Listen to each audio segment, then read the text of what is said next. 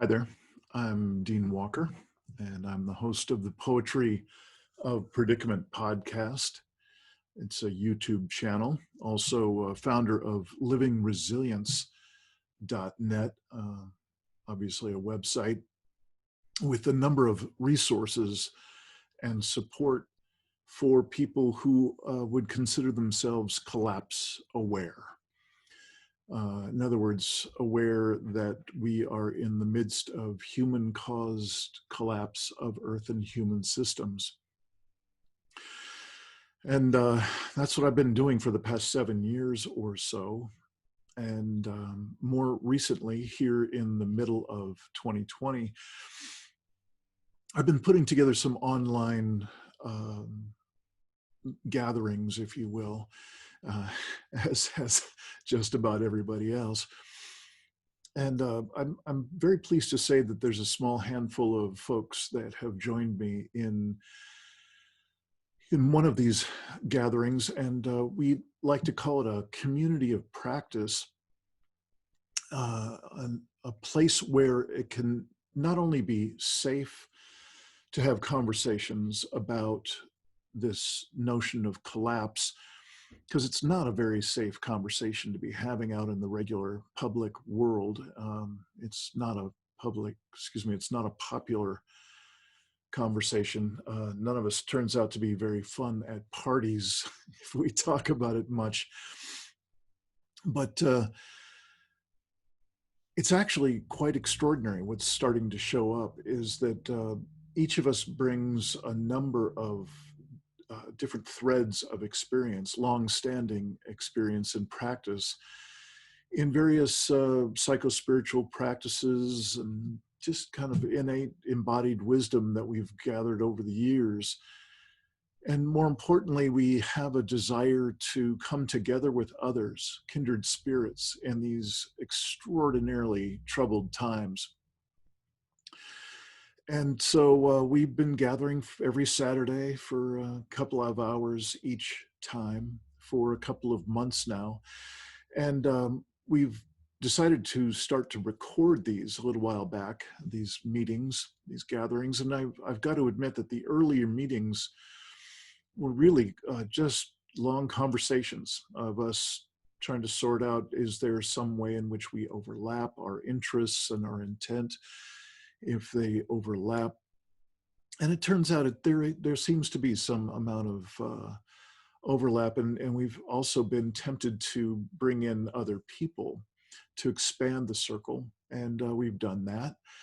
And what this is about, the video that you're watching right now, is our most recent attempt to put some of the whys and wherefores of why we're doing this community of practice, and in a way that can be heard in at least, a moderately short video. And so here goes. What we're about to go to is an excerpt from one of the recordings of our recent gathering, and they will speak for themselves. It's really just raw conversation about what various of us are thinking or concerned about as we look at inviting new people in. And we also have another opportunity to speak some of what matters most to us on an individual level. So I'm sharing a few of those, and just forewarning, they're a bit on the raw side. It's fine. We didn't know that we were going to be doing this as a presentation piece. And I just wanted to say a little bit more about what kind of led me to put out the original invitations and set out the groundwork for this. And that is that I come from about more than 30 years in the transformational training business, and also very much in my own practices, and also energetic and shamanic work is a considerable part of my history. And I am bringing those various practices and lineages very much into my work these days, more than ever before, because we are facing elements of the human experience that that no one has had to experience before, certainly not on anywhere near a global scale. And that is that we have numerous existential level predicaments that we're facing. And a few questions, a few assertions that I'd like to lay out for you before you watch this, the other more spontaneous video clips. And that is, you know, a lot of people have heard the quote from Charles Eisenstein, in which he says he's wants to invite a more beautiful world that our hearts know is possible. And that, I think that's a remarkable and poetic statement. And I'm also drawn to another ubiquitous quote, this time from Einstein, Albert Einstein, and that's his quote that goes something along the lines of, we cannot solve the problems that we face today using the same level of thinking that we use to get into those problems or to create them.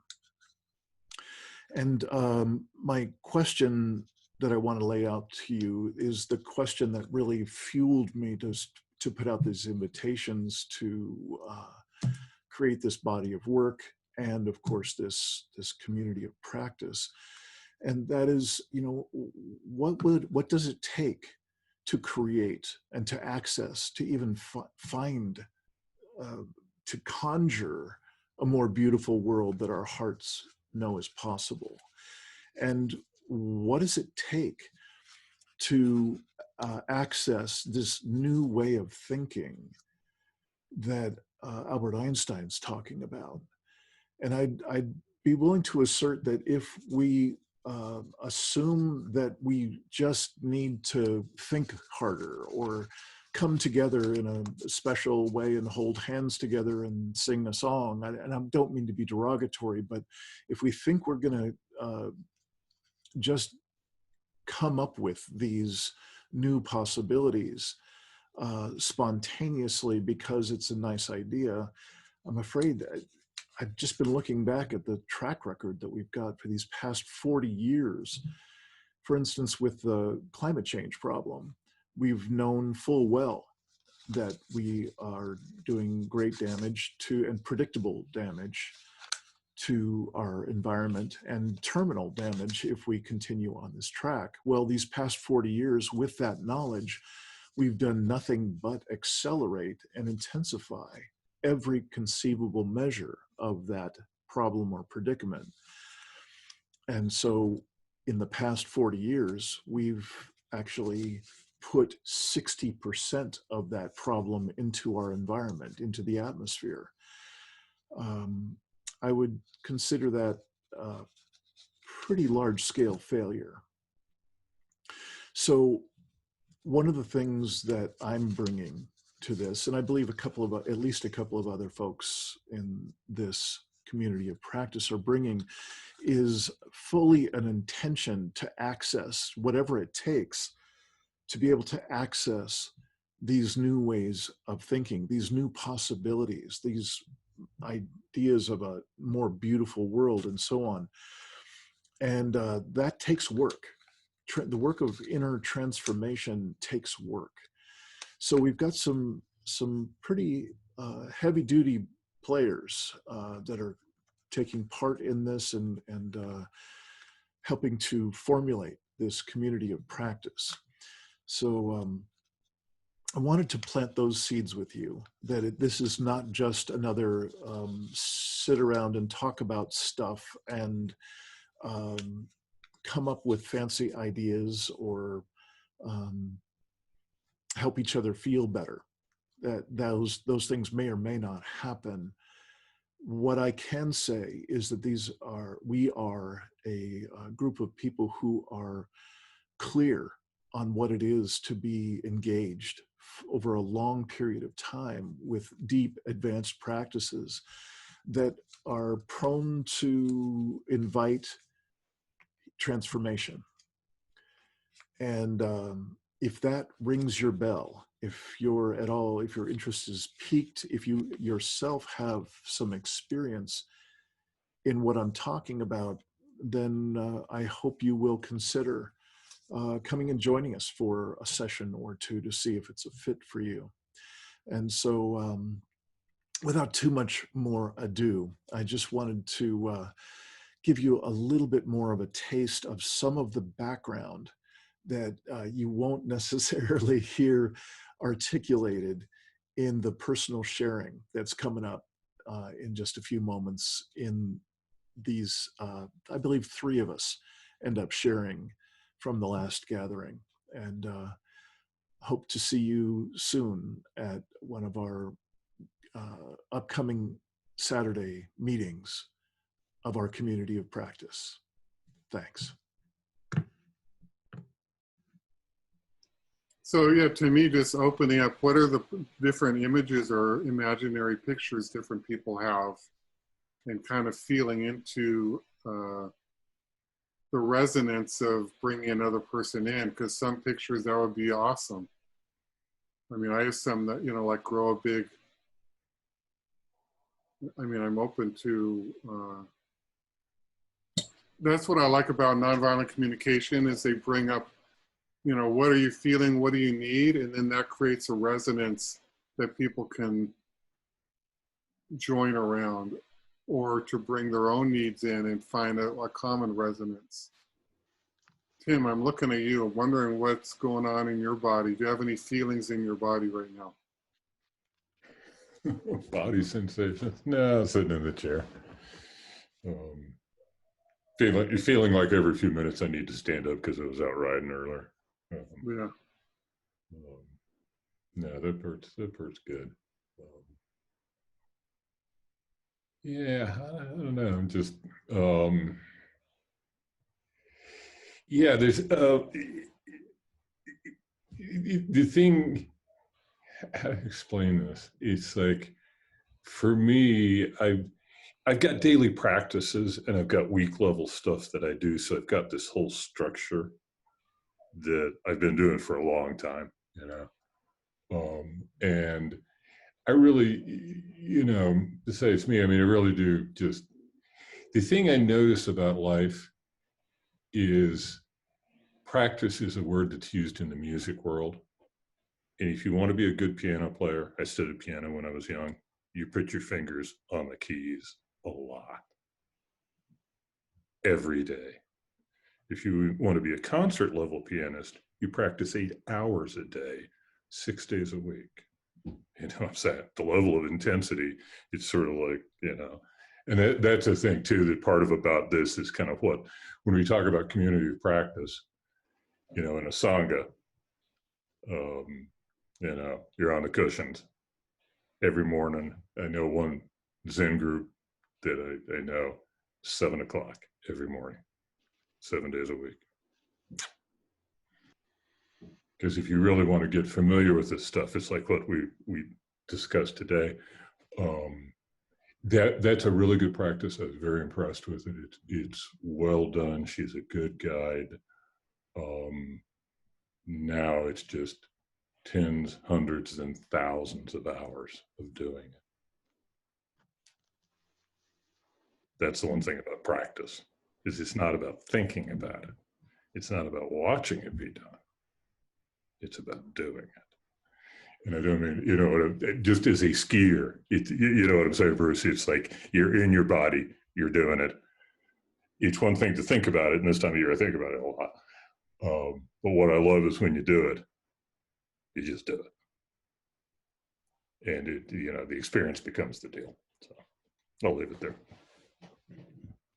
So I feel that in my body. I resonate with that. Go ahead, Sarah. You were going to say something.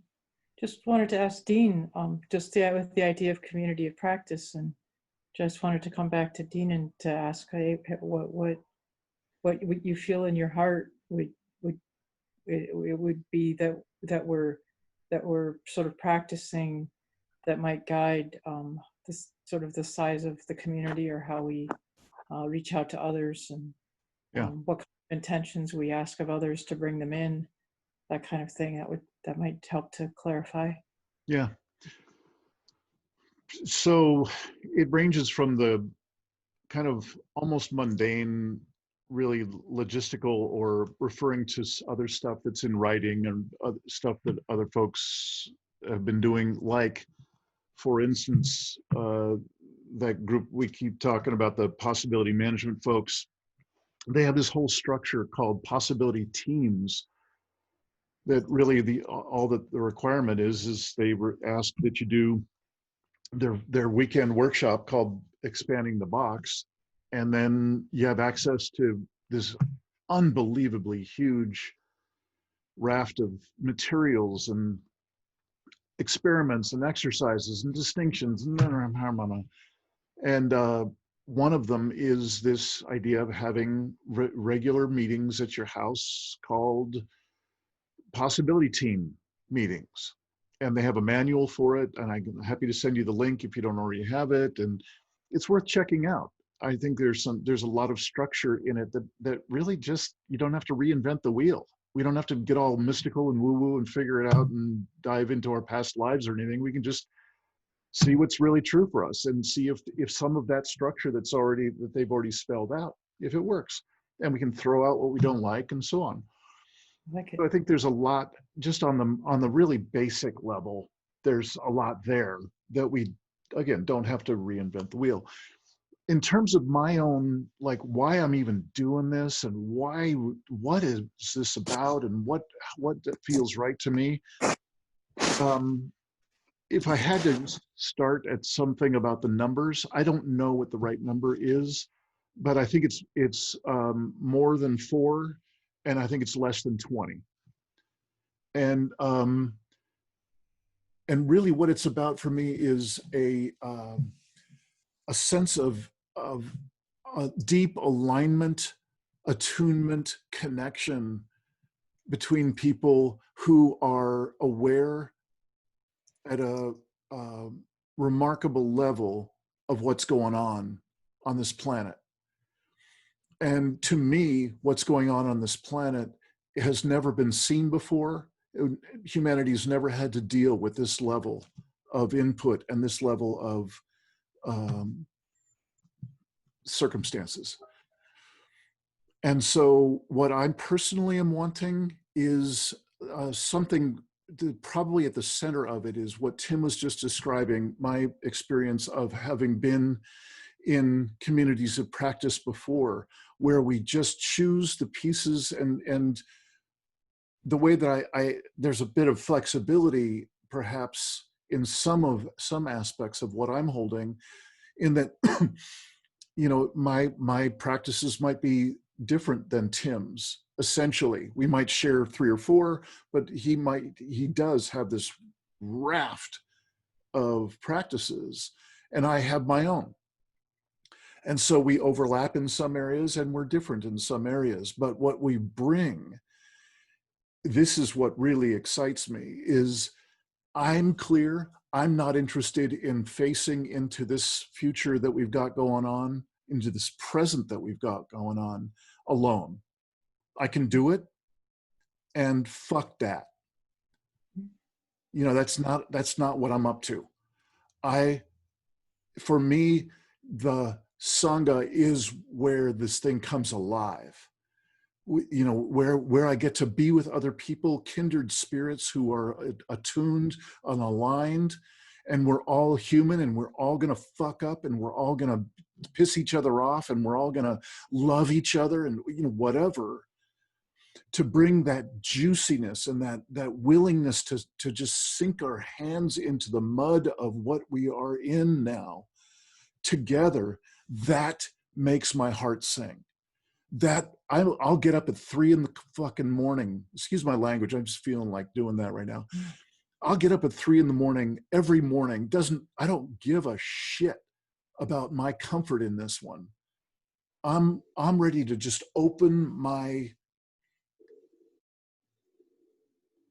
center, open my heart, open my spirit, and to dig also deep into my soul. And to do that with other people, and to do that with the deep joy and the mind-numbing and heart-shattering grief and the tears and the mistakes and the beauty and the accomplishments and the songs to sing and the dances to dance and the tears to cry. I'm up for that. And truthfully, I'm not, I of course, people always have to live their truth, and there's no obligation and there's no like being chained to anything. But I want people who want to be in this, until their hearts tell them, no, it's time for me to move on. Great, move on. It's beautiful. Love to you. But I want to know that someone else is also finding this upwelling of this kind of electricity of possibility, rather than the despair and the separation and the deep resignation that is just ambient everywhere if I don't watch it the fuck out. And so I'm excited. I'm creating into this. I'm like, there's not enough hours in the day for all the really cool stuff that really wants to just be woven into this.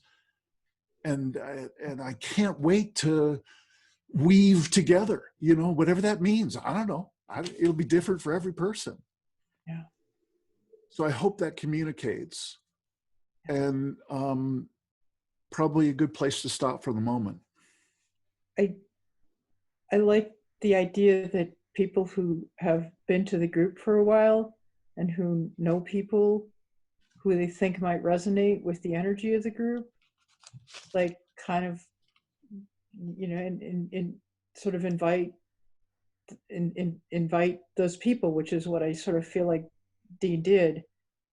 For myself, I'm interested in meeting like-minded others who are kind of devastated by the world and wanting to find ways to live. At least for me, I want to try to find a way to live my values and my conscience in the face of a kind of some emotionally and otherwise devastating,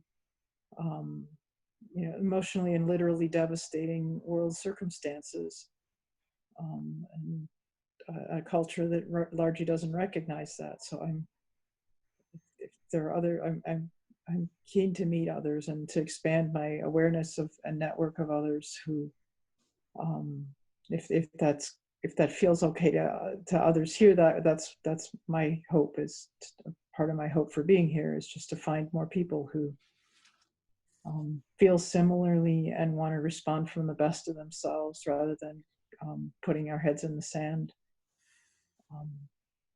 Want to develop the best in ourselves regardless of what happens. No, that helps. So yeah. So I feel more settled now. Just hearing more voices helps. And I think, something we haven't even touched on here. In fact, ironically, Bruce and I are both in a different group that I was hoping for the past 8 months of being in it, that we'd be talking quite a bit more about some of the underlying dynamics, the psychological dynamics and so on, of shadow, of, call it gremlin, call it shadow, call it Wetiko, call it whatever you will. My experience is that these times are right now, to some degree, stimulating, sparking more and more expression of shadow collectively and individually. And I want to do shadow work. I need people, just by definition, I need people who are kindred spirits, who are adept, who have some acuity to help me see my shadow when it's doing its thing. And I want to be invited to share and interact about the others in this kind of community or group, to upon request offer what I'm seeing. And to me, that is vitally important, because when I look out at the world and how it's going right now, I've never seen the world so immersed in shadow. It just takes my breath away. And so to not bring up our collective and individual awareness of those shadow dynamics is crazy. It's like, oh my God, we gotta. so that's a part of it. And I guess one other thing I'd like to mention to your question, Bruce, is yeah, I think it's important to check each other out, for a new person to come in and kind of check out, how does this thing feel, and how do these people that are already in it feel, and is this the right place for me, and is this a good mix, and for all of us to really be present to a new person that comes in, and if I think it seems like we are all adept. All of us who are connected with this little circle are very adept at discerning, does this particular person, or is this exercise, or this moment, is this a fit? And so I trust that. And I invite that. And I also trust what one of you just spelled out really clearly, like, yeah, that's kind of what's going on, is we're just inviting people in who seem like there's a fit for whatever reason. And I trust that. Bruce, just real quick too, is in thinking about people, and it's just, what's his name? Paul Jafurkas? Yeah. Yeah. His thing about the different things, and I've got kind of my spin on his scale, because I think there's a grief stage in there that his model didn't include. That's really, it's an essential part of the path. And one of the real questions, with any kind of group like this, is